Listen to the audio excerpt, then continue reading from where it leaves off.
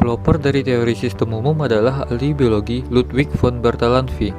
Pada 1945, Saya memperkenalkan model, prinsip, dan hukum yang berlaku bagi sistem umum atau subkelas mereka, terlepas dari jenis khusus mereka, sifat dari unsur-unsur komponen mereka, dan hubungan atau kekuatan di antara mereka. secara umum dapat dijelaskan bahwa teori atau perspektif sistem adalah seperangkat prinsip yang terorganisasikan secara longgar dan bersifat amat abstrak, yang berfungsi mengarahkan jalan pikiran, namun dapat ditafsirkan secara berbeda-beda. Dalam teori sistem umum, dijelaskan bahwa sebuah sistem terdapat struktur, fungsi, dan evolusi. Hubungan struktural dapat terjadi dari segi ruang, kiri, kanan, depan, dan belakang, dan segi status, atasan, bawahan, dan teman sekerja. Hubungan fungsional berkaitan dengan tindakan atau perilaku, menghibur, memberi informasi, mengawasi, dan sebagainya. Hubungan evolusioner menunjuk kepada riwayat sistem dalam waktu tertentu tentang hubungan struktural dan hubungan fungsional, serta perubahan dan perkembangannya secara evolusi atau bertahap. Esensi sistem sosial. Esensi dari sistem sosial adalah keterbukaan. Kenapa demikian? Karena sistem sosial akan menghadapi banyak perubahan dan perkembangan, mulai dari perkembangan teknologi, perubahan kondisi politik, perubahan kondisi geografis seperti bencana alam. Perubahan-perubahan ini dapat memicu guncangan di dalam sistem sosial. Dan oleh karena itu, untuk dapat bertahan dan berkembang di dalam situasi seperti ini, sistem sosial memerlukan sifat keterbukaan. Selanjutnya, hakikat sistem komunikasi. Dalam pembahasan ini, kita akan melihat mengenai komunikasi, namun dalam perspektif sistem. Apa itu sistem komunikasi? Sistem komunikasi sama halnya seperti sistem yang sudah kita bahas di pembahasan sebelumnya.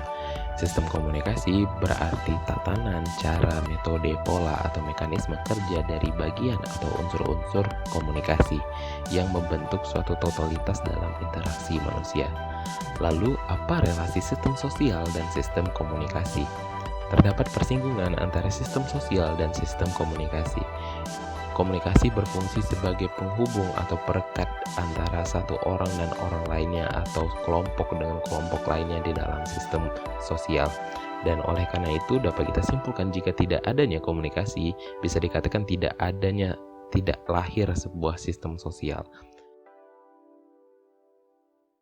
Sistem komunikasi interpersonal pada hakikatnya adalah sistem sosial yang terdiri dari individu yang melakukan interaksi melalui pesan atau informasi yang disampaikan sebagai subsistemnya. Pada komunikasi interpersonal mempunyai 3 definisi populer. Yang pertama yaitu perspektif situasional. Miller menyatakan perspektif situasional adalah perspektif substantif pertama terhadap bentuk komunikasi interpersonal. Perspektif ini membedakan tipe komunikasi berdasarkan aspek komunikasi. Aspek yang terpenting meliputi jumlah komunikator, kedekatan fisik di antara komunikator, ketersediaan saluran komunikasi, dan kesegaraan umpan balik yang diterima oleh para komunikator. Yang kedua yaitu perspektif perkembangan. Perspektif ini dimulai dengan membedakan antara komunikasi impersonal dan interpersonal. Pada komunikasi impersonal, interaktan saling berhubungan sebagai peran sosial, dan prediksi interaktan terhadap pengaruh opsi pesan itu didasarkan pada pengetahuan budaya dan sosiologis umum.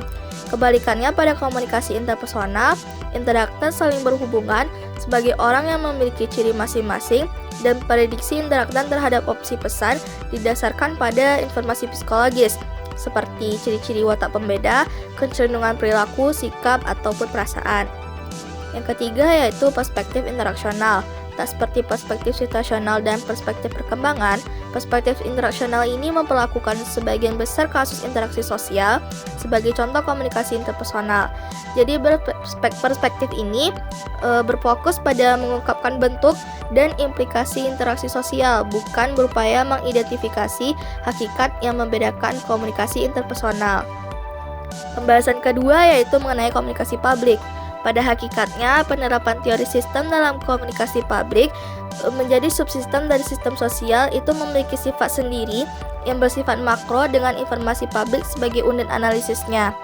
Anwar Arifin mendefinisikan komunikasi publik sebagai pesan dan tindakan yang merupakan informasi yang bersifat terbuka bagi publik dengan segala aspeknya. Selanjutnya, menurut Bittner, pesan dalam komunikasi publik itu dikomunikasikan melalui media massa kepada sejumlah orang. Menurut Maleski, komunikasi publik itu setiap bentuk komunikasi yang menyampaikan pernyataan secara terbuka melalui media massa kepada publik yang tersebar. Jadi, dengan demikian, karakteristik utama sistem komunikasi publik ialah adanya informasi yang terbuka, dalam arti masyarakat boleh mengetahui dan meresponnya.